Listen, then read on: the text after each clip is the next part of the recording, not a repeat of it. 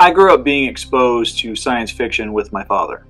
For as long as I can remember, my dad and I have both enjoyed the genre. One of my earliest memories as a kid was sitting down with my dad at age 6 while he watched Aliens starring Sigourney Weaver. I remember getting terrified by that movie, along with some of the violent aftermath of the original RoboCop, and the breath-holding, suffocation-inducing opening scene of Total Recall starring Arnold Schwarzenegger. But I came into my own when it came to the types of science fiction I did enjoy.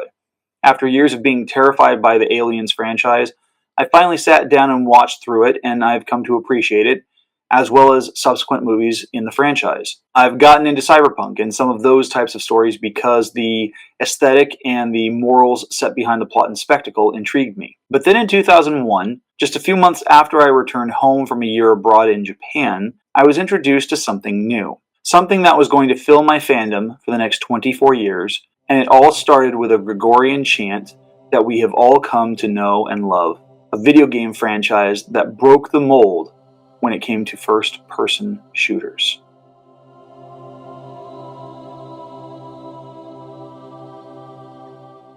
My first introduction to Halo came on December 31st, 2001. My family was visiting some friends for New Year's, and I had barely been back in the United States for 5 months. The last video game I played was the Japanese edition of F-Zero for the brand new Game Boy Advance handheld that I bought while I was overseas. The device hadn't even made it to the United States, or was barely making it here.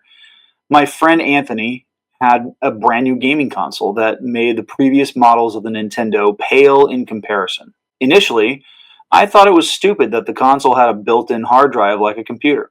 But as I came to see its value, the Xbox became the pinnacle for gaming at the time. The last first-person shooter game I played was James Bond GoldenEye for the Nintendo 64. That was a lot of fun. But the physics weren't all that reliable, and some of the graphics made it difficult to see where you were, especially in dark environments. There was at least one map where I was running around for 20 minutes during the middle of a game, only to find out I had been running in circles in the corner of the map the entire time. The first introduction to Xbox's flagship title, Halo Combat Evolved, was nothing more than taking turns playing multiplayer against each other. I died. A lot. But I still had a ton of fun. A couple of my younger brother's friends had their own console and would frequently show up at the house and we would play, and a buddy of mine from high school had one and he let me borrow it from time to time. But I hadn't really gotten into the story of Halo because all I had been exposed to was the multiplayer. Like GoldenEye or the Mortal Kombat series, this was the bulk of my experience in those early days. But then in 2004, Bungie Studios and Microsoft released Halo 2, and this initiated a whole new type of gameplay because Xbox was starting something unheard of: online live playability in multiplayer. A year later, the second-gen console, the Xbox 360, made its debut. My brother ended up getting one eventually, and we played Halo frequently. I'd watch him and his buddies play through the campaign, but I never really had the opportunity to sit down and play myself. At least, not for any length of time. And I struggled with the campaign because I wasn't sure exactly where to go, and the camera work confused me. But in the early 2000s, I started getting the books, namely the trilogy focused on Master Chief 117. I enjoyed these books. I voraciously devoured them during my early college days. It was military sci-fi at its pinnacle. There were dashes of Ender's Game with elements of the Marathon series that at the time I didn't know had been produced by Bungie. I eventually decided I needed to play the games, so one day while my brother was at basketball practice, I sat down at his console, powered it up, and I popped in the disc for the first Halo game. I gave a concerted effort to beating this game and to make sure that I was able to stick with it. I set the difficulty level for the easiest setting, just so I could get myself familiar with the way it played. Eventually, I got my own console. After a summer spent working in northeastern Florida, I returned to California right before the start of my second year at university and bought a brand new Xbox 360 in cash. By this point, my brother had gotten rid of his console because it fried itself, and he gave me his copies of Halo and Halo 2, along with the map pack bundle disc that was released exclusively for Halo 2. This time I immersed myself in the campaigns, and in the fall of 2007, I got myself a copy of Halo 3 in order to complete the trilogy and finish the fight. I did get my hands on a copy of the 2008 tactical RPG Halo Wars, and in 2009 I got myself a special edition for Halo 3 ODST. The following year after that, I purchased a copy of Halo Reach, also on special edition. And with the exception of Halo Wars 2 and Halo Armored Assault, I've picked up every game upon its release. This is a franchise I understand. This is a franchise I love. But just like with film, there's no such thing as a perfect franchise. While the initial trilogy of games hit the ground running and came into the fight swinging, yes, I'm mixing metaphors, some of the subsequent games were not as strong in their entries. But we'll talk about that in just a moment.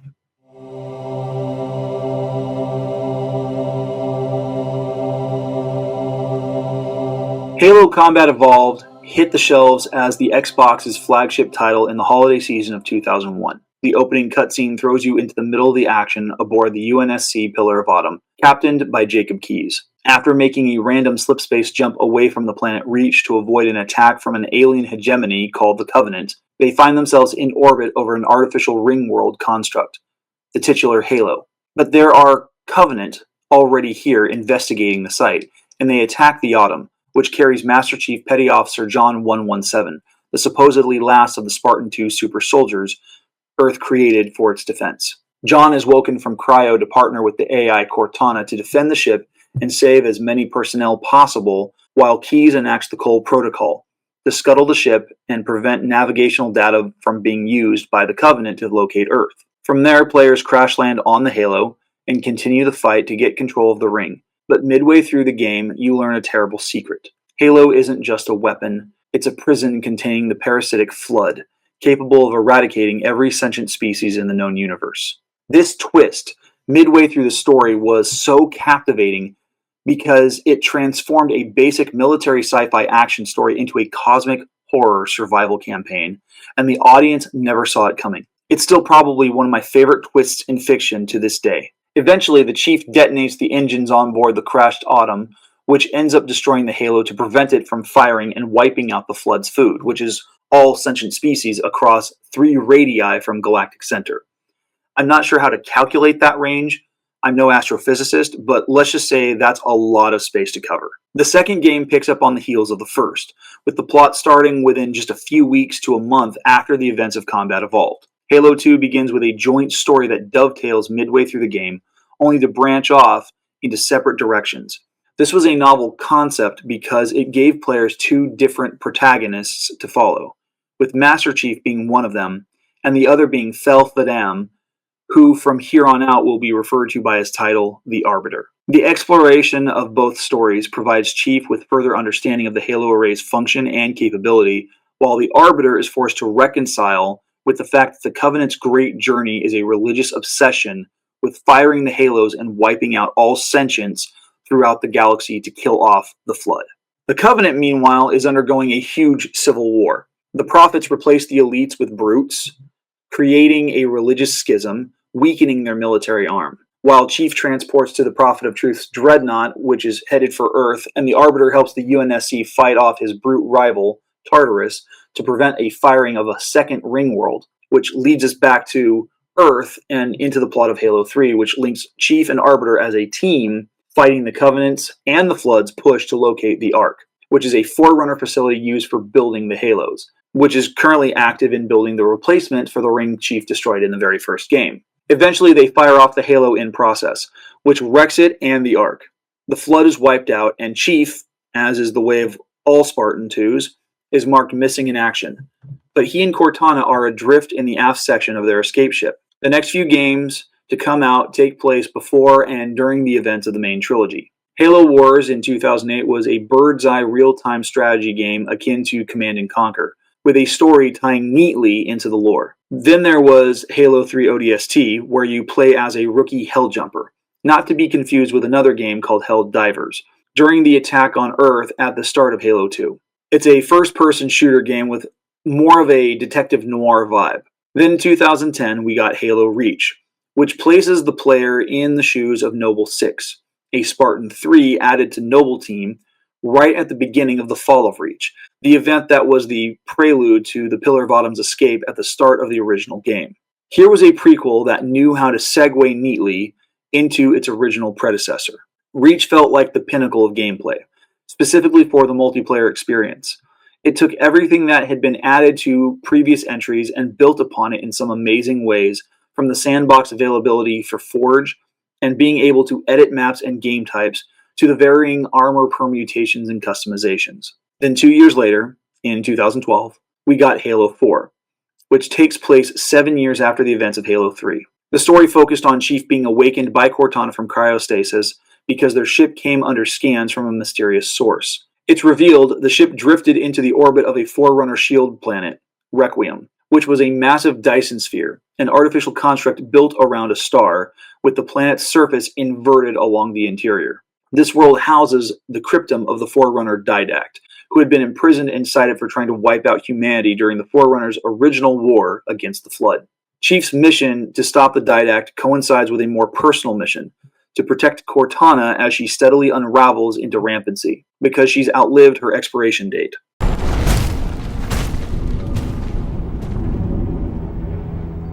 Infinity cannot handle that kind of punishment.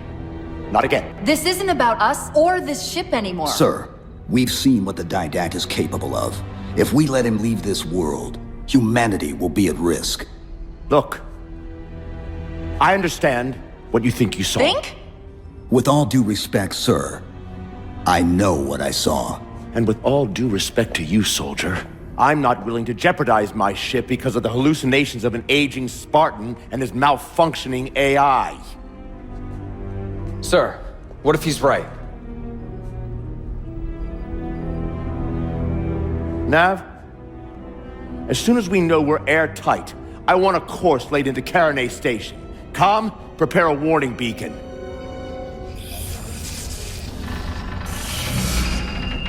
I will not allow you to leave this planet! Cortana. I didn't mean to.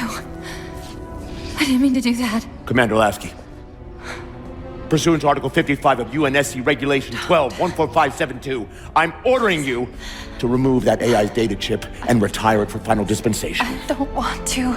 You don't want me to. Remove Please. the chip now, Commander. Please. I don't want to. Give me that chip. The Didact has to be stopped. If you won't do that, I will. I am ordering you to surrender that AI! No, sir. Lieutenant! Arrest that man! Captain! Arrest him! Captain! Get word to Earth that trouble is coming. Cortana and I will do what we can back here.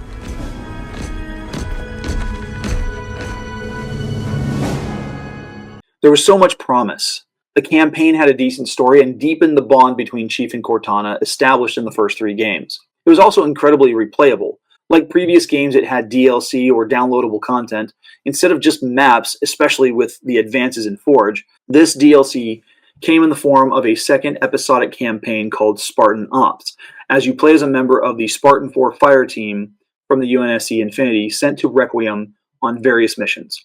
Sadly, they only did one quote-unquote season of Spartan Ops, but it did fill in some gaps after the events of the game's primary story. But the game suffered from a weak multiplayer experience. While the events take place 7 years later in the lore, a lot of the aesthetics felt like it had been borrowed from other game franchises like Call of Duty. Then 3 years passed, and we got another Halo Wars entry. It was well received, but it wasn't played as much as the core games. But then we also got another entry into Master Chief's story in Halo 5 Guardians. This was the first title in the main line to have a subtitle. This one a reference to the multiplayer map boundaries, killing a player for going out of bounds. While some of the gameplay mechanics of the 5th entry in this series were pretty fun and the multiplayer was actually incredibly varied for the first time in a while, it was the campaign and story mode that suffered the most. Early promotions for the game consisted of a massive Forerunner object that was vaguely bird-shaped, rising out of an earthquake with a cloaked Master Chief staring up at it while holding Cortana's burned-out AI chip.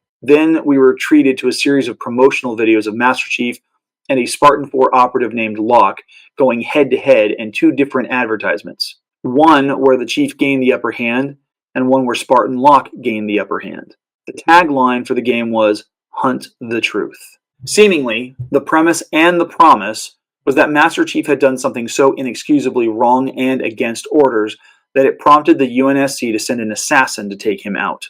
Speculation circulated that it had been Chief who activated the Guardians, or at least one Guardian, killing millions if not billions of people in the process. It even seemed like the campaign was going to be similar to Halo 2, with the two-sided dovetailing storyline. But the story fans got was not anywhere close to what had been promised. Come to find out, the Guardians are prior Forerunner weapons of mass destruction used to police the galaxy and bring entire planetary systems under control. Cortana had somehow managed to be resurrected through the latent Forerunner information network, the Domain, which resurrected her code and prevented rampancy, supposedly. Because of the power this gave her, she ends up becoming the sort of tyrant that she was programmed to stop. She tries capturing Master Chief and Blue Team, John's closest friends from the Spartan 2 program, and some of the last surviving members of that program, all while her plan is to go system to system to bring the Covenant and humanity under her domain. This creates a new faction of recruited rogue AIs calling themselves the Created. The campaign had a weak story that relied heavily on fans having to immerse themselves in other media.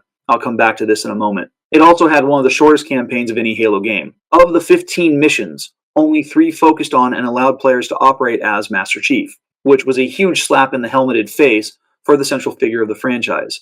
During an era of franchise reboots, namely Star Wars under the Disney banner, it felt like 343 Industries, the Bungie offshoot set up to exclusively work on Halo titles, was trying to find a way of replacing the Master Chief as the central character.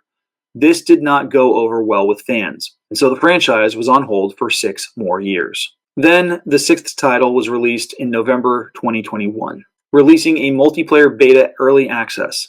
But fans were left disappointed yet again when the full game hit shelves and download. The campaign, while mostly decent with pretty good graphics, had latency issues, required frequent updates, had 0 mission replayability, meaning players had to start a brand new game every time, and had very few multiplayer modes, and fan-favorite features like Forge were not immediately available. Essentially, the game was incomplete, and those missing features wouldn't be rolled out for availability for almost a year after the game's release. The premise of Halo Infinite centers on the UNSC, or what's left of it, having to contend with a new splinter faction of the Covenant called the Banished, a mostly brute-led insurgent force seeking revenge against humanity and Cortana for the destruction of their homeworld. If you missed any of this in the campaign, don't worry, you're not alone. The reason for this is because none of it was in the campaign except for in references through dialogue and cutscenes depicting memory fragments. There is no explanation as to why the Banished attacked the UNSC and somehow managed to disable and mostly destroy the UNSC Infinity,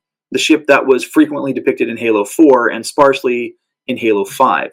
The reason for this is that 343 Industries began focusing a lot of the world building and lore of the extended canon through graphic novels and full-length feature books. And again, we'll come back to this. Ultimately, Halo Infinite serves as a way of rebooting the series and retconning the events of Halo 5. Cortana is destroyed off-screen without any action taking place for the player to interact with, and she is replaced by a new version voiced by the same actress, and this AI is simply called the Weapon for the duration of the game.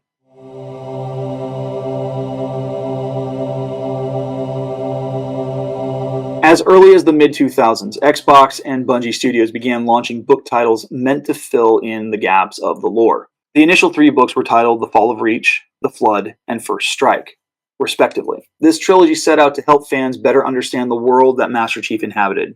The first book detailed how John 117 and the other Spartan 2s were abducted as kids by the UNSC, trained and conditioned as soldiers, and then augmented as teenagers to make them the super soldiers we know them to be. Then it sets up the very real threat that the Covenant posed to humanity. The second book basically detailed the events of the first game in the franchise, while filling in some additional details that were not included as plot threads in the game. And the third book cataloged an adventure taking place between the first 2 games. If you weren't a gamer, reading these books allowed potentially casual fans to know what players were talking about to an extent.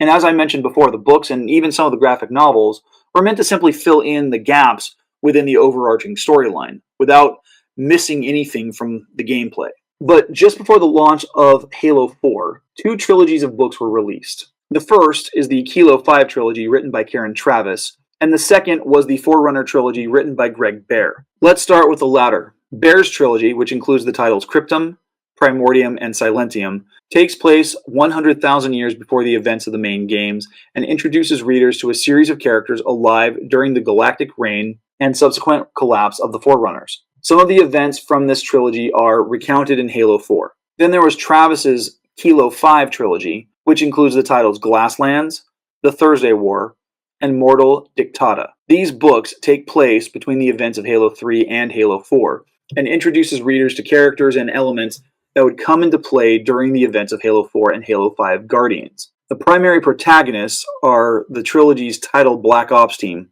including a squad of ODSTs and Petty Officer Naomi 010, a Spartan 2. These books deal with the political upheaval and aftermath in the post-Human Covenant War, including a plot thread left over from another book, The Ghosts of Onyx, the rise of an elite religious zealot named Julam Dama, and the consequences incited by the UNSC after Naomi's father learns how the Spartan 2s were created and what really happened to his daughter. The books were great reads, and they were coupled with the short live-action miniseries Halo Nightfall, which introduces Jameson Locke, aka Spartan Locke. The content being put out to stoke continued interest in the games began feeling a little like homework. That's been kind of the thing lately in franchises that have gotten long in the tooth, like the MCU, for example. While the films in the first three phases of the MCU felt completely connected and mostly cohesive, the post-Endgame MCU has been much less so. The switch to focusing on unnecessary TV projects spent more time telling the stories on the small screen that were stuck behind the paywall of the Disney Plus streaming service, meaning casual fans of the movies had to do more than go to the cinemas in order to understand all the references in the newer films. If you hadn't seen WandaVision or Miss Marvel, you'd be lost wondering why you should care about a character like Monica Rambeau or Kamala Khan. That same sentiment translates into the later games in the Halo series. There are no less than 5 books explaining the events between Halo 5 and Halo Infinite, and therein lies the problem. Unless you're as much of a reader as you are a gamer, there's a lot of content, a lot of plot points and storytelling that's going to be missed. And that lack of backstory and insight is incredibly jarring when you're wanting the storytelling of your game to be as immersive as possible. It's understandable to want to fill the void between titles, especially in a more than 6-year span. This is not the way to do it, though. This was even a problem for the Spartan Ops missions tacked on as the epilogue for Halo 4. The character Julam Dama from the Kilo 5 trilogy makes an appearance, but there's no real direct interaction with him, and players who never read the books wouldn't know or care who he was. Aside from the Kilo 5 books and the 2-year run on the Halo Escalation comics, Mdama is not even featured in any other media until the very first mission of Halo 5, where he is mentioned by and subsequently killed by Spartan Locke during an end-of-mission cinematic. You don't even get to fight him. The reason why the in-media res opening of the first Halo game works so well is because the action and dialogue, while a little expository, helps the player jump right into the action and easily understand humans good, aliens bad, shoot your way through it to survive. The lore is literally unfolding before the player's eyes. It doesn't work so well by the time you get to the opening cinematic of Halo Infinite, when there's already so much mostly rich storytelling, and the first thing we see is Master Chief getting his ass handed to him in a conflict that doesn't feel earned for the antagonist, and gives us so little exposition that we're left in the dark. When you start a video game, and then immediately have to Google who the characters are when they were never introduced in previous games, and you don't even get a meaningful interaction with them, it kind of defeats the purpose of the immersive experience. The books are there to be a fun addition to an already rich world. To require fans to study a bunch of lore just to understand your video game in order to play it is forcing them to do needless homework they don't need or shouldn't be expected to do. But what happens when your creative team understands the lore even less than the players who didn't read your books?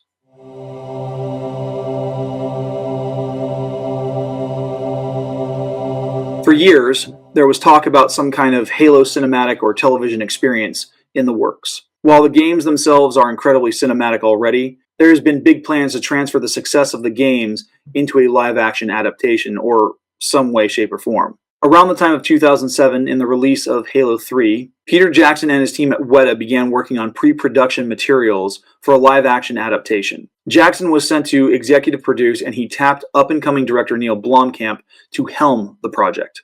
Series of shorts that were eventually edited together into a video called Landfall have been put together as proof of concept, and they started popping up on the fledgling streaming service YouTube. But the film was never given the proper green light the way it needed, and the shorts were eventually used as promotional materials for Halo 3's advertisement campaign. A series of similar live-action shorts were used for promoting Halo 3 ODST and Halo Reach, and they were well received. While there have been some animated features, there's really nothing live-action until the Nightfall miniseries put out in 2014, starring Mike Coulter, who would go on to play the Locke character again in Halo 5, and eventually Luke Cage on Netflix.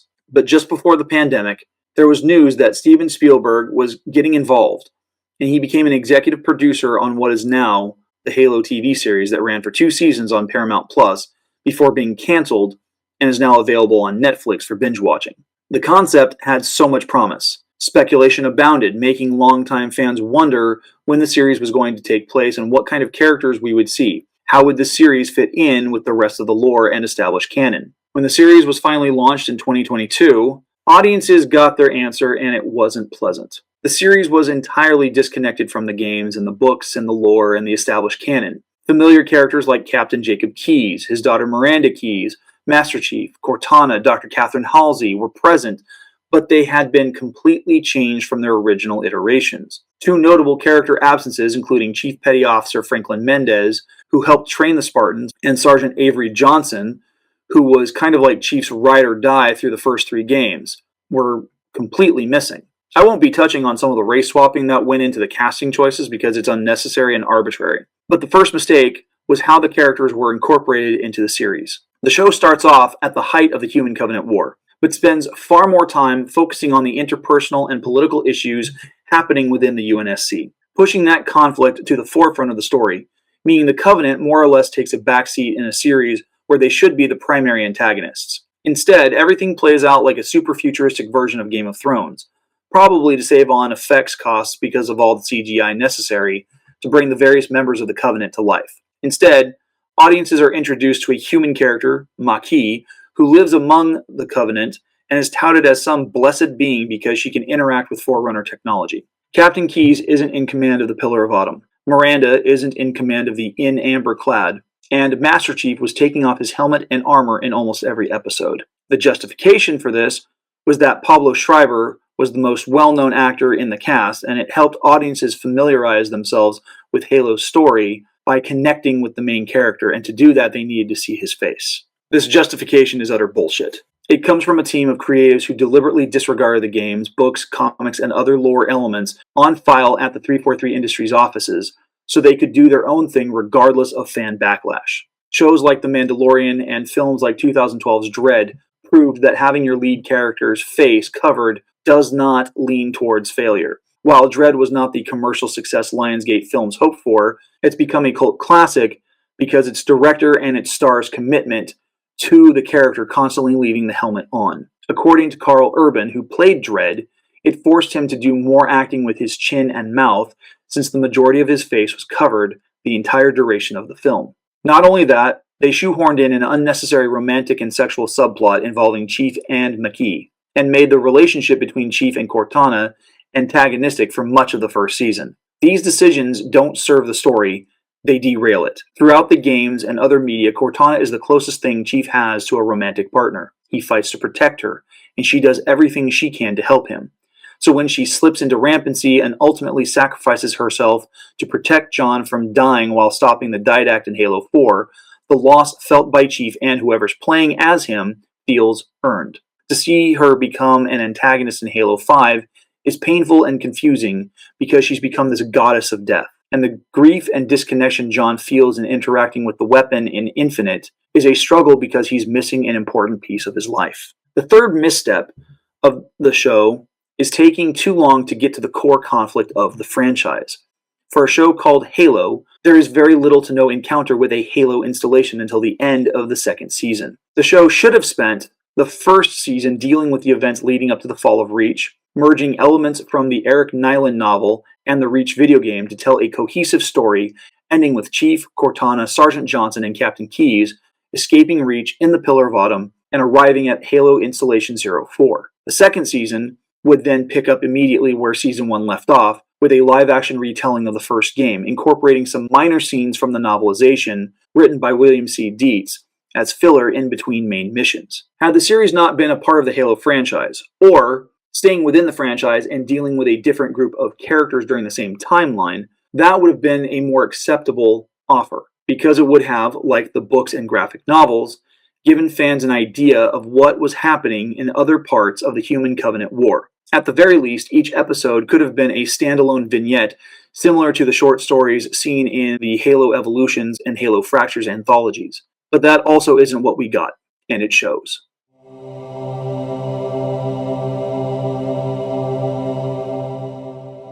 Despite the setbacks of weak game entries, having to do loads of homework to fully understand what the hell is happening in the games, and a failed television series that misunderstood the content, Halo is still alive. Just last month in October 2025, it was announced that a remastered version of the original game will be released, called Campaign Evolved. While it will be available on Xbox, it will no longer be console exclusive, with PlayStation users finally getting to join the experience without having to jump game systems. There is talk about a 7th game picking up Master Chief's story, but so far, that's about all we've got. Hopefully, someone at 343i will realize what makes for a good Halo game again. Infinite was almost there, but in a day and age where games are released incomplete and hidden behind obnoxious paywalls, it didn't quite scratch the itch players wanted.